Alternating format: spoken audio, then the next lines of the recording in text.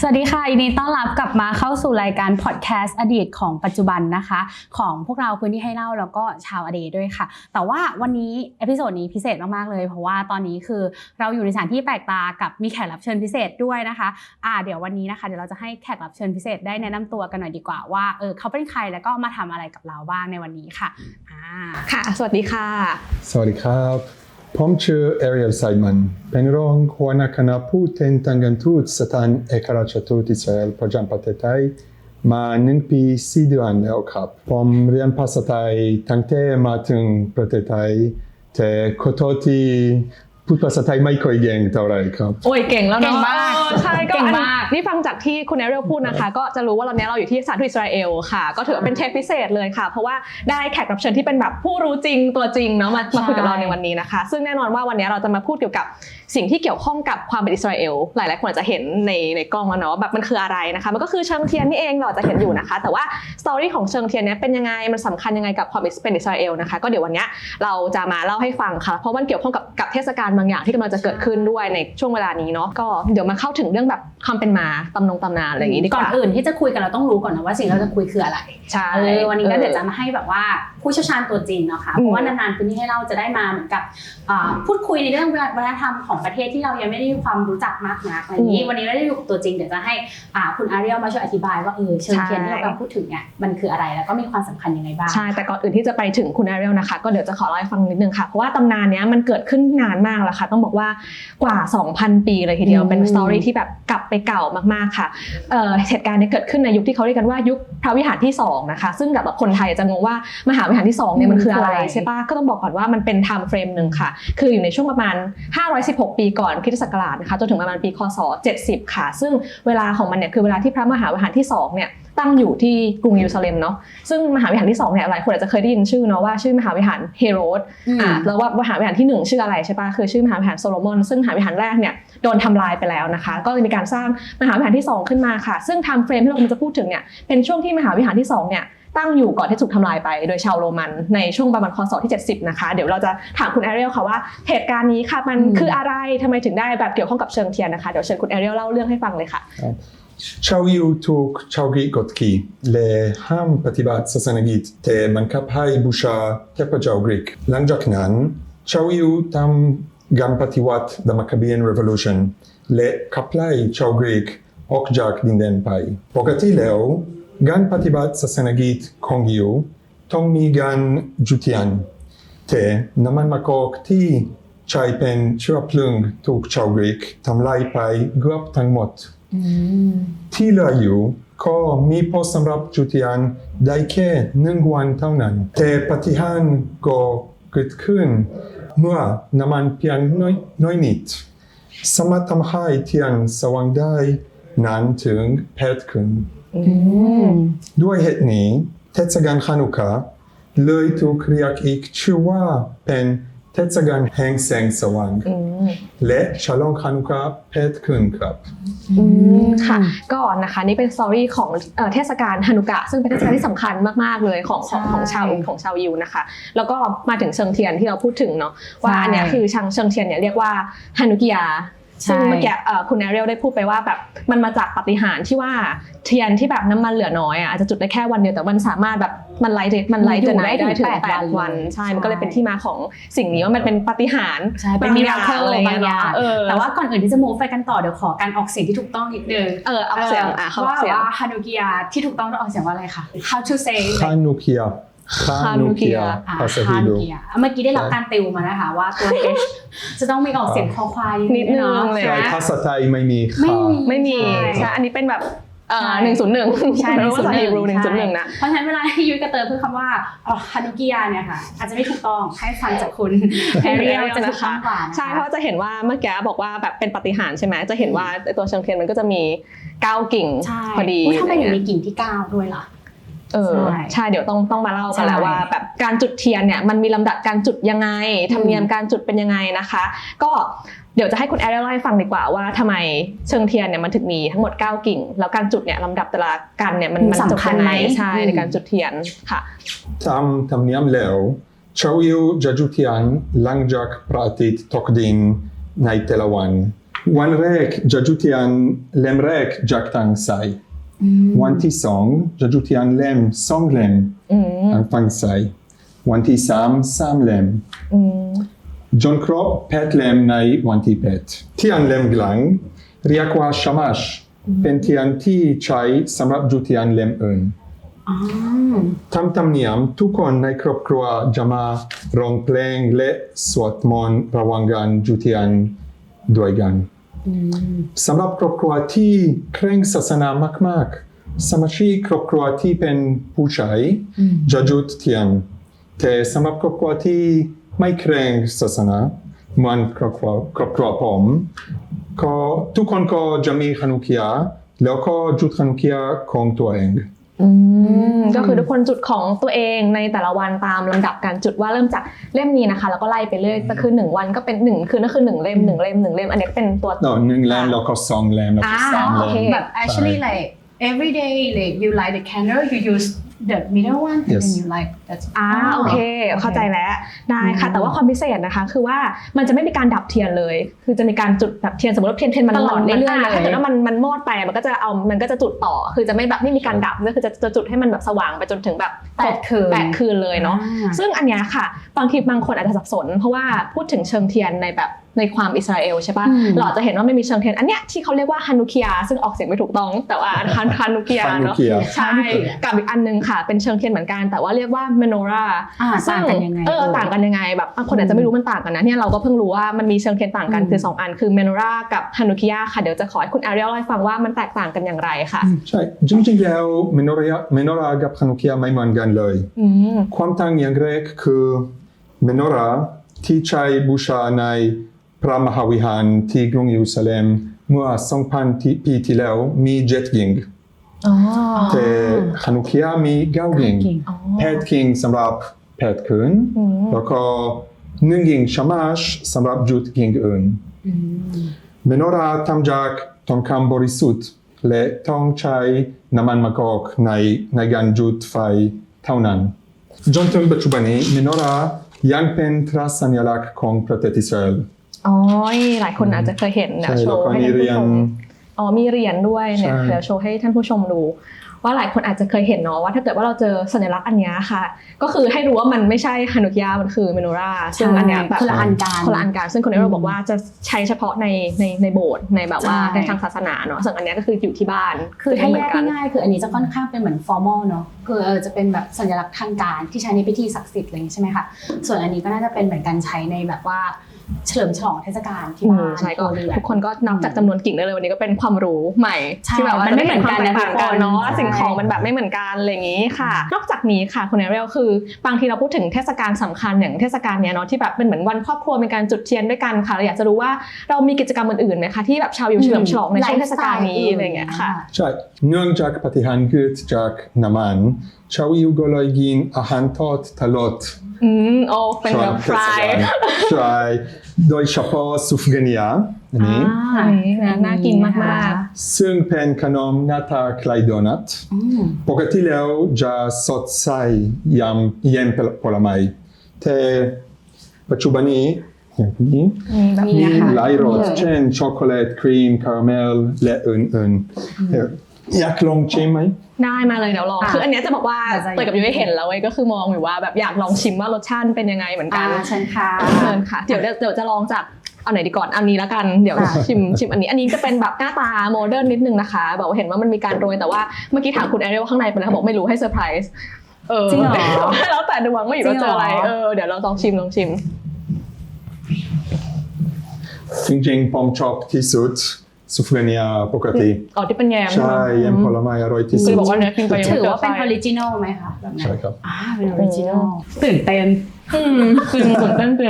มันเหมือนเขาเรียกนะเหรอเหมือนเซอร์ไพรส์เค้กอะที่แบบว่าเราไม่รู้ว่ามันอะไรอยู่ตรงกลางขออนุญาตนะคะขออนุญาตกินแล้วนะคะอันนี้เป็นสตรอเบอรี่ก็คือใส่ข้างบนอร่อยนะเพราะว่าแสงออกตาเลย very delicious like แน่นอนdelicious and you can eat this like ทุกอย่างทอดก็อร่อยที่สุดเขากินกันทุกวันเลยไหมคะ8 คืนคือกินทุกวันเลยเหรอใช่เทศกาลนี้ทำให้อ้วนมากตอนนี้คือแบบกินไปแล้วอร่อยนะ ก็แกแอบถามคุณแอเรียลเว้ยเขาบอกว่าแบบที่ไทยก็มีขายถ้าเกิดว่าคนไทยอยากกินเงี้ยก็คือซื้อได้ด้วยตามแบบโบสถ์ยิวหรืออะไรเงี้ยเขาก็ทำถ้าเราแบบสนใจลูกเพจ มันอร่อยมากทุกคนอร่อยจริงคือเนื้อแป้งมันแน่นมาก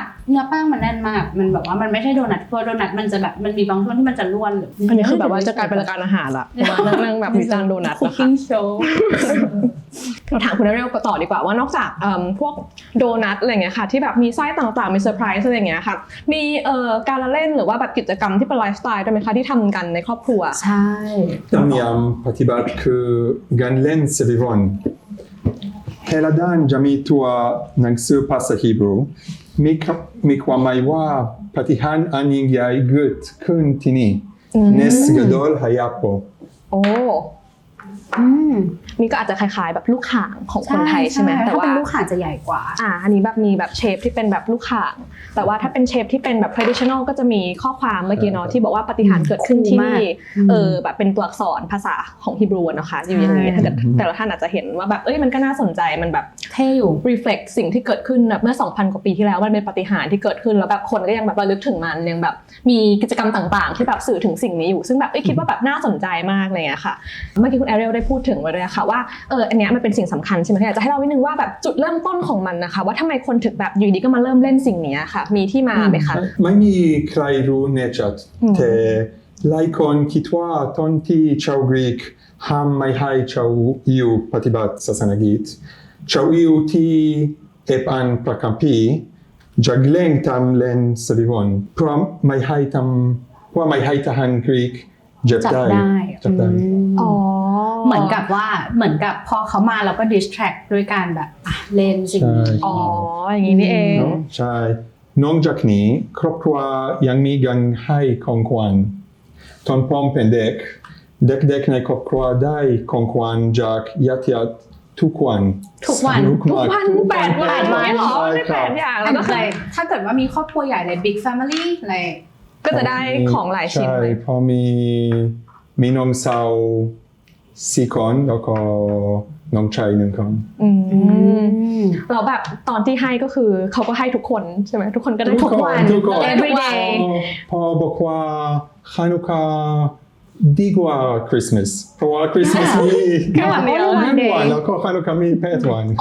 อันนี้แบบเราเพิ่งรู้นะว่ามีการให้ของขวัญกัน8 วันคืออาจจะต้องแบบคิดล่วงหน้าว่าจะให้สมมติมีลูกหลายคนใช่ไหมก็8 วัน8 คนก็คิดไปเลยคูณไปว่าจะไงเนาะจริงๆเรารู้สึกว่าค่อนข้างถ้าเทียบกับอะไรเหมือนกับ Chinese family หรือครอบครัวจีนอ่ะมันใกล้กับตรุษจีนมากที่เด็กๆก็จะได้ของขวัญเหมือนกันอะไรอย่างเงี้ยแต่ว่านี่ได้ถึงแบบว่า8 วันก็อันนี้แบบคุ้มมากเป็นแบบว่าคุ้มที่สุดที่เคยเห็นมาอย่างเงี้ยน่าเป็นเทศกาลที่เด็กๆน่าจะแบบแฮปปี้ใช่แต่ว่าน่าจะชื่นชอบมากเป็นแบบ family มากเทศกาลผมชอบที่สุดเราเริ่มชอบแล้วเหมือนกันเพราะว่าขนมก็อร่อยนะเพราะว่ามีของขวัญให้ด้วยทุกคนลองคิดภาพว่า8 วันนี้คือเราจะได้กินสิ่งนี้นะเราก็จะได้ของขวัญทุกวันใช่แล้วก็ร้องเพลงด้วยกันก็มีแบบเล่นกิจกรรมต่างๆ celebration จริงแล้วอันนี้คือมันเหมือนเป็น additional question like you can like answer in English but I want to know like if compared to like Chinese family like children will get like present until they like 18 like and that's it no more present but compared to this one แล้วแต่ครอบครัวผมคิดว่าอาจจะถึง16ใช่ถ้า30นี่คือยังได้อยู่ไหมคะตอนผมอายุประมาณ16-17ผมให้ของขวัญคนอื่นแล้วเหรอ16ยังรับของขวัญอยู่เลยใช่รับจนถึง18 Chinese family ใช่ป่ะ we receive gifts till I think 18 and some families they have the practice that they'll give it till you get married so if you don't get married then you still have it you have it forever somehow it's like that then I'll stay single forever because I don't need to give presents till I got married เหมือนไหน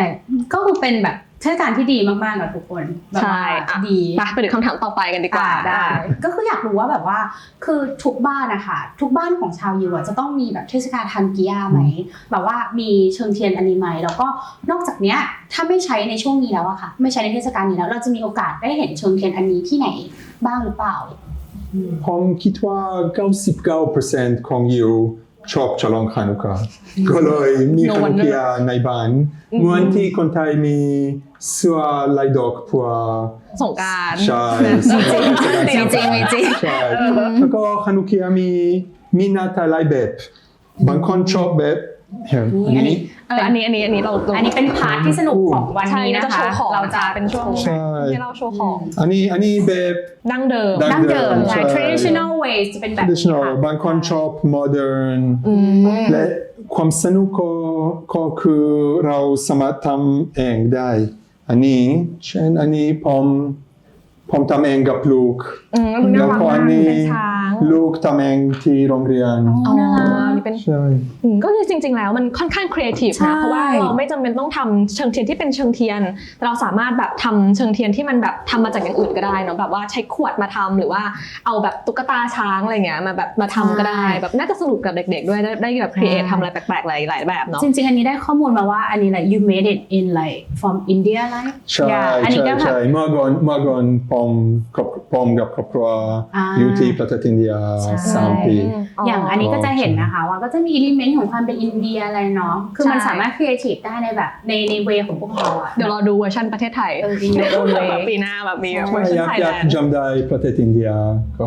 ทำ เป็นที่ระลึกว่าเคยอยู่อินเดียมาเนาะอันนี้ก็แบบน่าสนใจมากเลยค่ะก็เอาจริงคือมันไม่ได้มาฟังจากคุณแอเรียลเนี่ยก็รู้สึกว่าแบบทั้งเทศกาลที่น่าสนใจแล้วก็ตัวเชิงเทียนตัวฮานุค่าอะไรเงี้ยเนาะแบบว่าหลายๆอย่างก็มัน represent แบบความเป็นแบบความเป็นอิสราเอลความเป็นชาวยิวอะไรเงี้ยหลายๆอย่างเพราะมันก็แบบเป็นเรื่องของครอบครัวเรื่องของความสุขสนานค่ะแล้วก็ยังจะเล่าถึงแบบประวัติความเป็นมาของแบบชาวยิวนะคะที่แบบว่าจะต้องจะ มี practice อะไรก็ต้ history อง ในแบบ ใช่ ในการต่อสู้สิ่งนั้น ใช่หลายๆอย่างค่ะซึ่งคิดว่ามันก็เป็นสิ่งของที่แบบพูดจริงถ้าเกิดให้เลือกมา1ชิ้นนะเราคิดว่าแบบเชิงเทียนเหล่านี้มัน represent ความเป็นชาวอิสราเอลที่แบบที่ดีมากๆเลยอะไรเงี้ย จริงๆต้องบอกว่ามันค่อนข้างน่าประทับใจนะคะเพราะว่าสิ่งของที่หยิบมาพูดวันนี้ค่ะมันไม่ใช่เรื่องของการเราหยิบของใหญ่อะไรเลยเนาะเพราะจริงๆแล้วอย่างที่คุณแอเดียลบอกคือเปิดประตูไปทุกบ้าน 99% ของชาวยิวจะชื่นชอบฉลองเทศกาลนี้เพราะฉะนั้นทุกคนก็จะพบเชิงเทียนอย่างเงี้ยบางคนอาจจะชอบ traditional บางคนอาจจะชอบ modern นะคะแต่ว่าเราก็จะเห็นสิ่งนี้อยู่ในบ้านของเขาเนาะทำให้เรารู้สึกว่าแบบในทุกวัฒนธรรมอ่ะคือมันใกล้มากคือถ้าเปิดเข้าไปในบ้านอ่ะมันก็เจอแล้ววันนี้อย่างเราเอง2คนก็คือไม่เคยรู้สิ่งนี้มาก่อนนะคะก็คือต้องขอบคุณแบบว่าคุณแอเรียลแล้วก็แบบทางสถานทูตมากที่แบบติดต่อเข้ามาว่าแบบเราลองมาคุยเรื่องนี้กันไหมเพราะว่าแบบทางนี้ก็สนใจเพราะว่าเป็นเรื่องที่เราแบบไม่เคยรู้จักเนาะเป็นวัฒนธรรมที่ค่อนข้างไกลตัววันนี้ก็ได้พาเพื่อนๆที่ตามช่องเลยพาชาวเดย์มาฟังกันว่าแบบมันมีสิ่งนี้อยู่แล้วก็แบบเป็นเทศกาลที่แบบไม่มีใครว่าเราด้วยนะถ้าเราจะกินขนมหรือว่าแบบ กิน ว่า ขนม8 วัน หรือเราจะเล่นหรือเราจะให้ของขวัญเด็กอะไรเงี้ยค่ะจริงๆคิดว่าเหมาะที่จะแบบว่าเป็นอีกเทศกาลหนึ่งที่แบบครอบครัวน่าจะได้ทำความรู้จักใช่แล้วก็แบบชอบความที่แบบจริงคุยกับคุณแอเรียลมาใช่ไหมว่าแบบความเป็นแสงสว่างความเป็นเทียนเงี้ยมันพูดถึงแบบการเป็นแบบเหมือนการเป็นไฟในการต่อสู้ด้วยอย่างเงี้ยว่าแบบเหมือนแบบเรามีจิตวิญญาณในการที่จะต่อสู้ไปสู่เป้าหมายต่างๆเป็นแสงสว่างที่นำทางไปสู่อนาคตอะไรเงี้ยค่ะคือความเป็นเชิงเทียนความเป็นการจุดเทียนอะไรเงี้ยมันก็มีสตอรี่ที่แบบน่าสนใจเหมือนกันแล้วก็ทำให้เหมือนกับว่าจริงๆแล้วทุกวันนี้เราก็เห็นว่าประเทศอิสราเอลเนี่ยก็